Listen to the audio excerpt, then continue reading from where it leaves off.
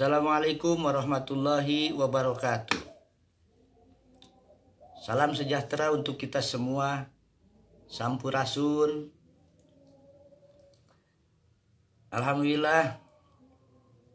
Alhamdulillahirabbil alamin. Wassalatu wassalamu ala asyrafil anbiya'i wal mursalin.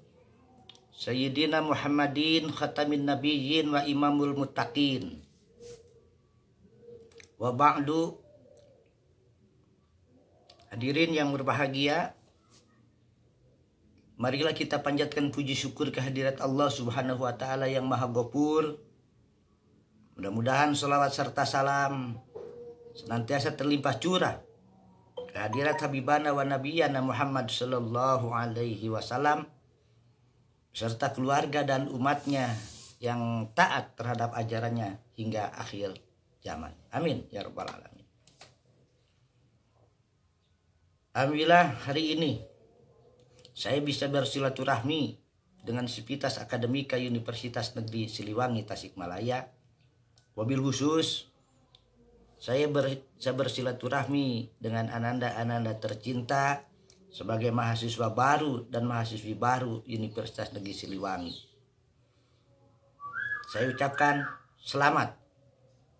Semoga kehadiran Anda di Universitas Negeri Siliwangi ini menjadi barokah bagi seluruh rakyat Indonesia, khususnya di Tasikmalaya dan sekitarnya.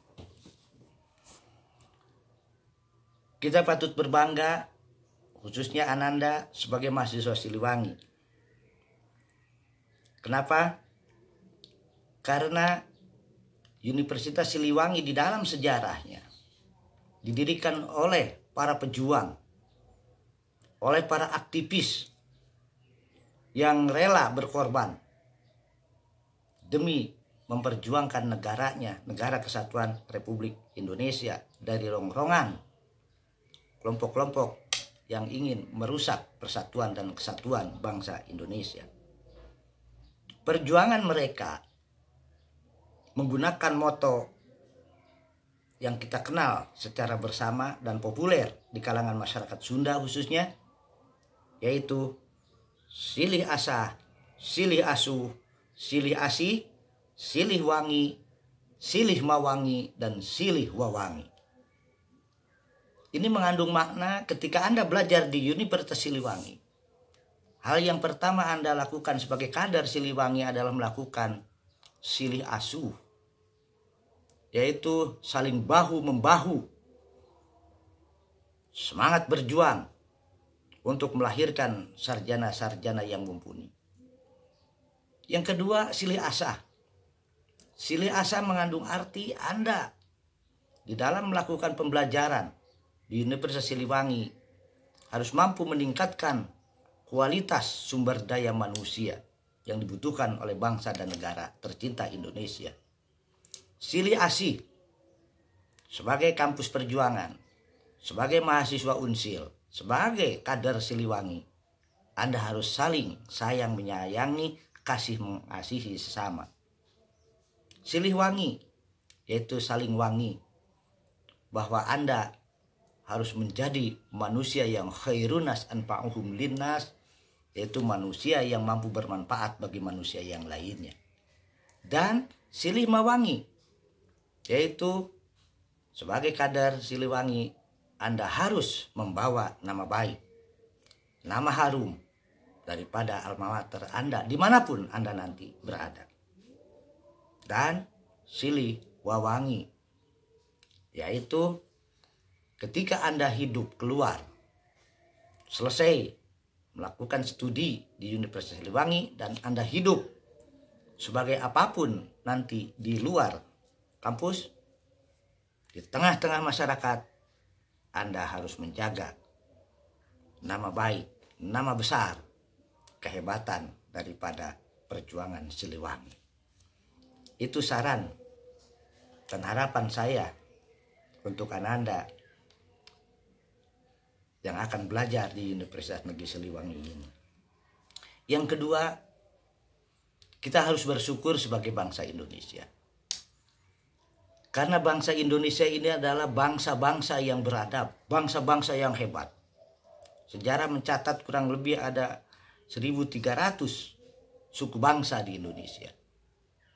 Nah, suku bangsa yang berbeda ini membuat satu kesepakatan, membentuk sebuah negara yang namanya Negara Kesatuan Republik Indonesia.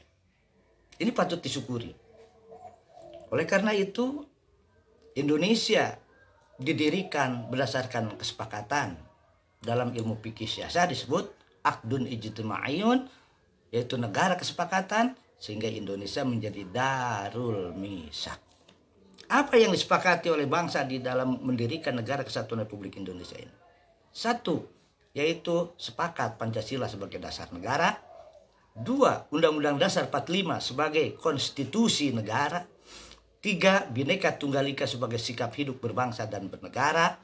Empat, NKRI sebagai bentuk negara yang harus kita pertahankan sampai mati. Pancasila sebagai dasar negara ini harga mati, sudah final. Undang-Undang Dasar 45 juga sebagai panduan konstitusi. Bhinneka juga sebagai sikap hidup. Dan NKRI juga sebagai bentuk negara. Nah, inilah yang patut disyukuri oleh kita sekalian. Karena berbeda antara Indonesia dengan negara lain, contoh dengan Amerika Serikat. Kalau Indonesia dibentuk oleh bangsa-bangsa yang berbeda membentuk satu Negara Kesatuan Republik Indonesia, sedangkan bangsa lain seperti bangsa Indian itu membentuk negara-negara serikat di Amerika Serikat. Dan negara-negara serikat lain dibentuk oleh satu bangsa menjadi negara-negara. Kalau di Indonesia, bangsa-bangsa yang berbeda membentuk satu negara kesatuan, sehingga nilai kekuatan daripada bangsa Indonesia atau negara Indonesia ini akan lebih hebat daripada negara-negara atau bangsa-bangsa lain. Ini yang patut kita syukuri oleh kita semua. Namun akhir-akhir ini saya melihat dan mendengar rasa syukur ini seringkali tidak dilakukan oleh semua orang. Kita mendengar adanya kasus-kasus bom di mana-mana. Kita mendengar adanya kekerasan di mana-mana yang mengatasnamakan agama atau atasnamakan kelompoknya. Yang saya lihat itu semua adalah tidak mensyukuri atas nikmat yang diberikan oleh Allah terhadap bangsa Indonesia. Karena negara ini dibentuk atas berkat rahmat Allah serta keinginan dari para pejuang bangsa ini. Bahkan yang lebih tragis, yang lebih memprihatinkan lagi, kelompok-kelompok atau orang-orang secara paksa memaksakan kehendaknya untuk melakukan sesuatu perubahan-perubahan secara radikal. Nah, boleh saja melakukan sesuatu secara radikal. Akan tetapi radikal harus bersifat konstruktif, bukan destruktif. Nah, bahkan yang lebih miris lagi, ada beberapa hasil penelitian maupun hasil riset yang menunjukkan bahwa mengatasnamakan kekerasan atau radikalisme itu sudah masuk ke dalam ranah lembaga-lembaga pendidikan.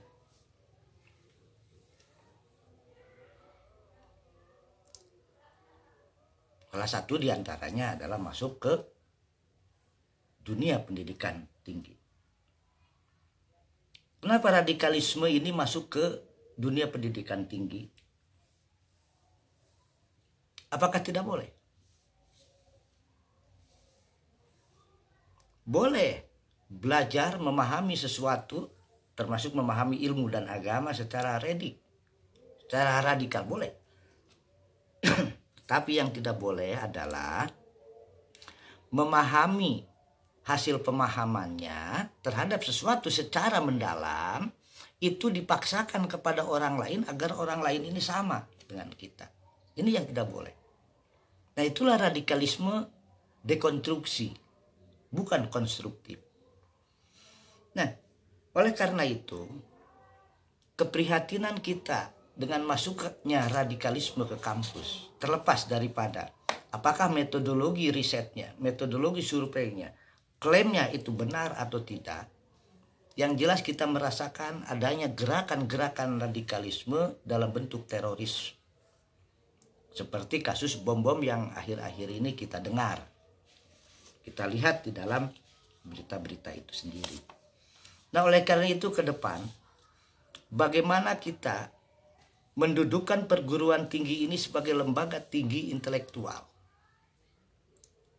Bagaimana pendidikan tinggi ini sebagai lembaga pendidikan penelitian, sebagai lembaga riset? Bagaimana pendidikan tinggi ini menjadi lembaga pengabdian kepada masyarakat, lembaga pembelajaran? Maka saya berharap banyak ke depan, terutama kepada adik-adik mahasiswi dan mahasiswa baru Universitas Negeri Siliwangi ini. Kita harus patuh, teguh, memegang apa sih tujuan daripada pendidikan tinggi ini. Saya mendasarkan pada teori politik Islam, bahwa pendidikan tinggi atau perguruan tinggi atau lembaga pendidikan tinggi, tugas utamanya adalah idadul mutafaqihin fiddin, yaitu mendidik calon-calon sarjana menjadi manusia-manusia yang memahami ajaran agamanya secara universal, yaitu agama yang rahmatan lil alamin. Yang kedua, pendidikan tinggi ini bertugas himayatuddin, menjaga daripada mahasiswanya, yaitu dari agama-agama yang menyimpang, seperti agama-agama yang menyatakan akhir-akhir ini kita mendengar adanya agama-agama pengakuan terhadap kenabian. Ada orang yang mengaku nabi, seperti di Brebes itu ada orang yang mengaku nabi, yaitu nabi namanya Tukimin. Kemudian di Bogor itu ada Nabi Ahmad Musadek. Nah, ini kampus itu harus menjelaskan, melindungi daripada mahasiswanya dari pengaruh-pengaruh agama-agama yang fasidah, agama-agama yang fasidah. Yang ketiga, tugas kampus ini adalah himayatul fikri al-munharifah, yaitu melindungi mahasiswanya, dosennya, dan seluruh sivitas akademiknya daripada pemikiran-pemikiran yang radikal atau menyimpang. Baik pemikiran-pemikiran yang menyimpang berdasarkan itbatiyun, cara tekstualis, maupun pemikiran-pemikiran yang menyimpang secara mutagoyir, bebas, radikal. Nah, yang keempatnya, tugas perguruan tinggi ini yaitu himayatud daulah. Bagaimana kampus menjadikan satu lembaga agar mahasiswa dan seluruh sivitas akademiknya mencintai tanah airnya, hubul waton minal iman. Dan yang kelima, tugas daripada perguruan tinggi ini adalah islahul ummah.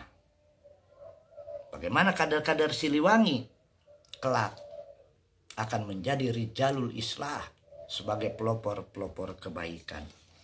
Nah, oleh karena itu, bagaimana caranya untuk menjadi rijalul islah itu sendiri? Maka saya menawarkan adanya humanisasi di dalam pembelajaran. Apa itu humanisasi?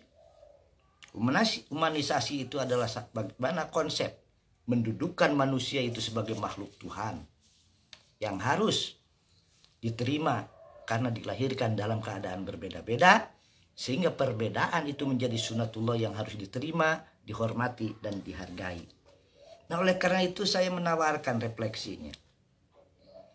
Di dalam humanisasi proses pembelajaran di kampus, dalam kerangka mencegah radikalisme maupun terorisme, yang pertama, refleksi daripada kampus ini, kita harus memahami yaitu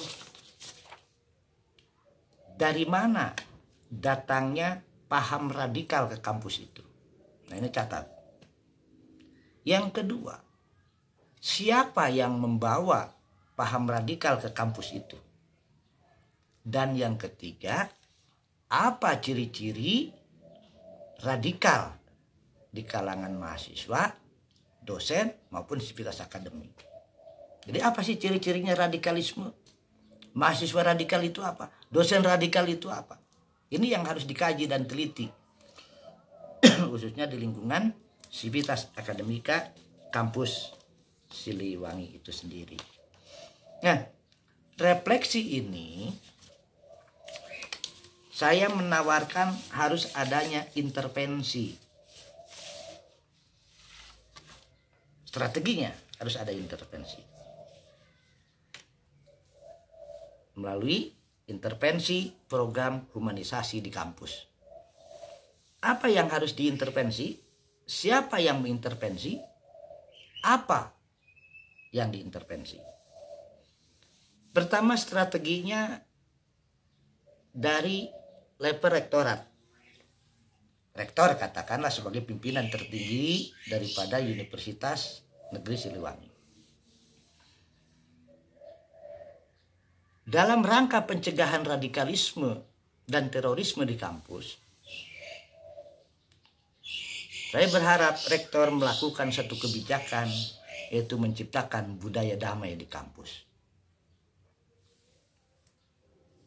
Budaya damai itu tidak boleh adanya pembelajaran yang radikal, tidak boleh lembaga-lembaga yang digunakan oleh kepentingan-kepentingan paham-paham radikal, dan lain sebagainya. Ini budaya damai harus ditetapkan oleh rektor sebagai pimpinan tertinggi. Yang kedua, pada level dosen. Dosen sebagai pengajar sekaligus diposisikan sebagai pendidik yang berhadapan langsung dengan mahasiswa harus mampu menciptakan budaya damai di dalam proses pembelajarannya. Yaitu tidak memprovokasi, tidak mengajarkan yang sifatnya Israiliyat, yang sifatnya provokatif. Terutama, apalagi tidak boleh mengajarkan tentang kebencian terhadap orang lain, terhadap bangsa lain, terhadap suku lain, apalagi terhadap negara kesatuan Republik Indonesia maupun ideologi Pancasila. Tidak boleh ada kebencian di dalam proses pembelajaran itu. Ajarkan mahasiswa kita dengan penuh kedamaian, saling toleran, saling menghargai, saling menerima perbedaan, dan saling menghormati perbedaan, agar semuanya silih asih, silih asa, silih asuh, silih wangi, silih mawangi, dan silih wawangi. Yang ketiga, level pada mahasiswa. Di dalam konsep program humanisasi di kampus, strategi pada level mahasiswa ini yaitu bagaimana kegiatan-kegiatan dan aktivitas mahasiswa di kampus maupun di luar kampus itu penuh dengan kedamaian. Tidak boleh ada semacam distorsi, ada semacam justifikasi bahwa saya yang paling pintar, bahwa saya yang paling baik, bahwa saya yang paling bagus. Tapi kita harus silih asih, silih asah, silih asuh, silih wangi, silih mawangi, dan silih wawangi. Inilah konsep daripada humanisasi kegiatan proses belajar mengajar di kampus di dalam kerangka mencegah paham radikalisme dan terorisme di kampus tercinta kita, Universitas Negeri Siliwangi. Karena saya melihat Universitas Negeri Siliwangi punya model di dalam pendidikan bela negara yang insya Allah ke depan nanti saya ingin mengusulkan bahwa Universitas Negeri Siliwangi Tasikmalaya akan dijadikan model pendidikan bela negara di Indonesia. Semoga cita-cita ini menjadi berkah untuk kita semua. Demikian yang saya sampaikan, kurang lebihnya mohon maaf. Wassalamualaikum warahmatullahi wabarakatuh.